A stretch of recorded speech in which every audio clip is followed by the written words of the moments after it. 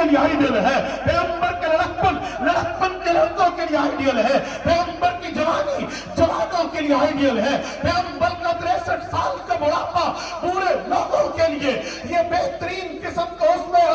Ideal ہے۔ نبی کی امن کی زندگی، نبی کی جنگ کی زندگی، نبی کے گھر کی زندگی، نبی کی سفر و حسر کی زندگی، پیغمبر کی نماز کی عبادت کی زندگی، پیغمبر کی گھریلو زندگی۔ نبی خاوند تھے تو کیسے تھے، والد تھے تو کیسے تھے، نانا تھے تو کیسے تھے، حضرت پاک نبی تھے تو کیسے تھے، امت کے امام تھے تو کیسے تھے، مدرس معلم تھے تو کیسے تھے، نبی پاک علیہ السلام نے اپنوں سے کیسے رکھی، بیگانوں سے کیسے رکھا، حضرت پاک علیہ السلام نے کس طرح دشمن کو زیر کیا ہے، پیغمبر علیہ السلام نے مفتوحہ علاقے میں اپنی ترتیب کیسے رکھی ہے، حضور کی بود و باش کیسے تھے، حضور کے لیل و نہار کیسے تھے، پیغمبر کے دن رات کی زندگی کیسی تھی، تفصیل قرآن میں نہیں ہے، ڈیٹیل قرآن میں نہیں ہے، وضاحت قرآن میں نہیں ہے، ایکسپلینیشن قرآن میں نہیں ہے، پھر وہ ایک ہی علم ہے جس کی اندر پوری تفصیل ہے، اس علم حدیث کہتے ہیں، وہ ایک ہی علم ہے جس میں پوری تفصیل ہے۔